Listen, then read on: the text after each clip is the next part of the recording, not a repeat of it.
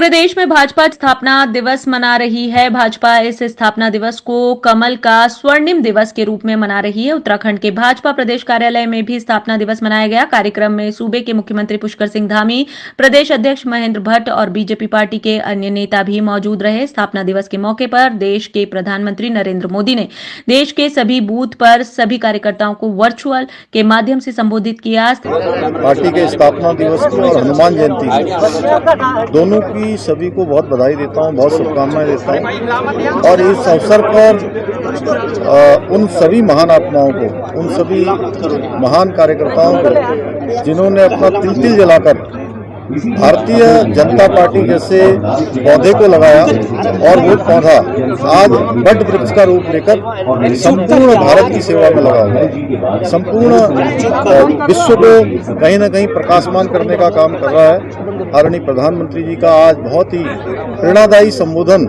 सभी कार्यकर्ताओं के लिए हुआ है।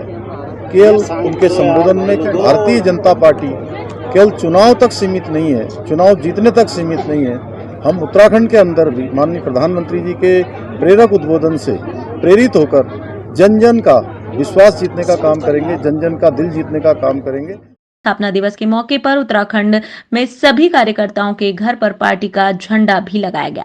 हमारे भारतीय जनता पार्टी का 43वां स्थापना दिवस है और बहुत खुशी की बात है। और सबसे पहले तो हमारे लाखों कार्यकर्ताओं को मैं सबसे पहले शुभकामनाएं देना चाहता हूं। और जिस प्रकार से हमारे यशस्वी प्रधानमंत्री माननीय नरेंद्र भाई मोदी जी ने कहा है कि हमें जनता का दिल जीतना है और जन जन के बीच जाकर के उनके दिलों को जीतने का काम है। हमारी सरकार चुनाव जीतने के साथ साथ लोगों के दिलों को जितना मुख्य महत्वपूर्ण उन्होंने बताया है।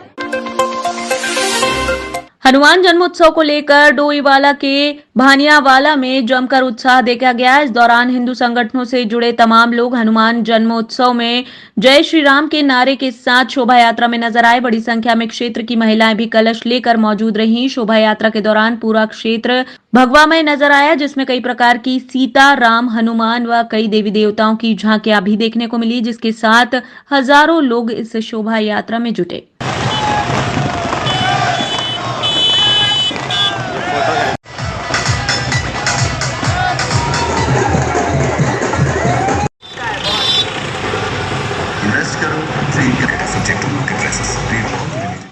बहुत खुशी की बात है कि हमारे भगवान श्री राम के जो हमारे आराध्य हैं उनके परम भक्त श्री हनुमान जी का जन्मोत्सव है और इसे इतने हर्षोल्लास के साथ मनाया जा रहा है। जैसे कि आप पीछे देख रहे होंगे कि कितनी भीड़ यहाँ पर है। आय से अधिक संपत्ति के मामले में देहरादून मेयर सुनील उनियाल गामा की मुश्किलें थमने का नाम नहीं ले रही हैं। लगातार विपक्षी पार्टियों के निशाने पर मेयर सुनील उनियाल गामा दिखाई दे रहे हैं। उत्तराखंड की मुख्य विपक्षी पार्टी कांग्रेस लगातार मेयर की संपत्ति को लेकर भाजपा पर निशाना साधते हुए देहरादून के ऐशलेहाल पर कांग्रेस महानगर अध्यक्ष जसविंदर सिंह गोगी के नेतृत्व में कांग्रेसियों ने मेयर सुनील उनियाल गामा का पुतला फूका। कांग्रेस महानगर अध्यक्ष जसविंदर सिंह गोगी ने कहा कि ऐसी कौन सी चाउमीन है जिसको बनाकर मेयर ने 10 गुना संपत्ति अर्जित की है।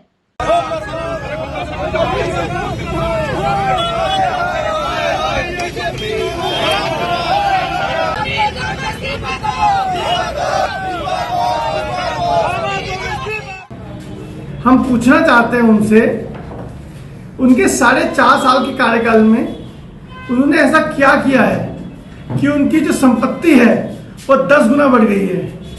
उनकी प्रेस कॉन्फ्रेंस में मैंने सुना, उन्होंने बताया कि मैंने बड़ी मेहनत से चाउमीन का काम किया, उसके बाद ऐसे किया। तो हम चाहते हैं पूरा देश बेरोजगार है, संख्या बेरोजगारों की दिन पर दिन बढ़ती जा रही है, देश प्रदेश में बेरोजगार बढ़ते जा रहे हैं। तो बताया वो किस तरह की चाउमीन है कि जिससे उन्होंने इतने करोड़ों की संपत्ति अर्जित करी और 4.5 साल में वो संपत्ति कैसे 10 गुना बढ़ गई, जिससे वो हमें बताएं। और मुझे लगता है कि कहीं ना कहीं भ्रष्टाचार की बदबू आती है, इसमें विजिलेंस की जांच होनी चाहिए। बारिश और ओलावृष्टि से उत्तराखंड में किसानों को काफी नुकसान हुआ है, जिसके आकलन के लिए कृषि मंत्री गणेश जोशी ने अधिकारियों के संग बैठक ली। बैठक में किसानों को प्रधानमंत्री फसल बीमा योजना के तहत किस तरह से मुआवजा दिया जा सकेगा, इन तमाम बिंदुओं पर गहनता से चिंतन मंथन हुआ। वहीं कृषि मंत्री गणेश जोशी ने बताया कि प्रदेश में 35,618 हेक्टेयर कृषि भूमि में ओलावृष्टि से नुकसान हुआ है, जिसको लेकर सरकार गंभीर है। उन्होंने बताया कि प्रदेश में 42,260 किसान प्रधानमंत्री फसल बीमा योजना के अंतर्गत आते हैं, जिनको मुआवजा इस बीमा योजना के माध्यम से दिया जाए। अतिवृष्टि से जो क्षति हमारे प्रदेश में फसलों की हुई है उसका क्षेत्रफल 35,618 हेक्टेयर है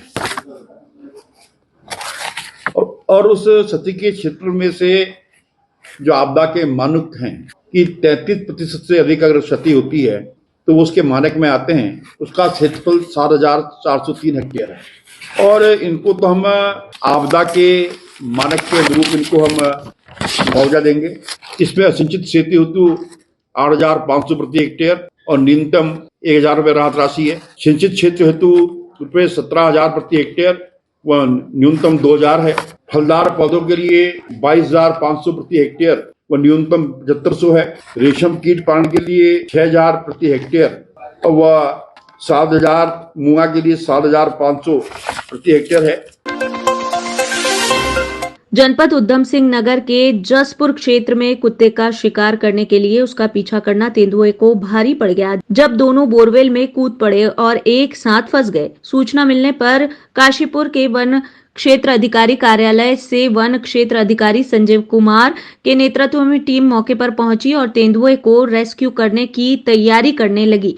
इसी बीच तेंदुआ पाइप से निकलकर बोरवेल के कोने में छिपकर बैठ गया। जैसे ही वन विभाग की टीम ने तेंदुए को पकड़ने के लिए जाल फेंकने का प्रयास किया, तभी तेंदुआ बोरवेल से छलांग मारकर बाहर निकल आया और देखते ही देखते जंगल की तरफ भाग गया। बहरहाल तेंदुए की गांव में आगमन होने से लोगों में दहशत व्याप्त है। ये हमारे काशीपुर रेंज के अंतर्गत भानीपुर बेट के अंतर्गत एक बोरा फार्म है। तो सुबह सूचना मिली कि कोई एक लेपर्ड घूमता हुआ उसमें एक पानी की हौदिया थी, उसमें आके नीचे गिर गया। तो मैं तुरंत मौके पे गया अपने स्टाफ को लेकर। तो मैंने वहाँ क्राउड था और मैंने थोड़ा क्राउड को वहाँ से हटाया। तो थोड़ा होपलेस था क्योंकि हौदी वाइल्ड लाइफ है तो थोड़ा सा होपलेस होने के कारण वो एकदम बैठा हुआ था। तो मैंने क्राउड वहाँ से जब हटाया और थोड़ा उसका हौदी का पानी कम किया तो उसके बाद वो तुरंत वहाँ से छलांग मार के वन क्षेत्र की तरफ और हमारे जो नाला है वहाँ पे निकल गया। जैसे ही उसमें हमने उसका पानी कम किया तो वो जंगल की ओर सुरक्षित वहाँ से। और हमारे द्वारा उस क्षेत्र में सुबह से ही मॉनिटरिंग कार्य और गश्ती कार्य किया जा रहा है और शाम को भी हमारी टीम वहाँ पे जाकर गश्ती कार्य करेगी।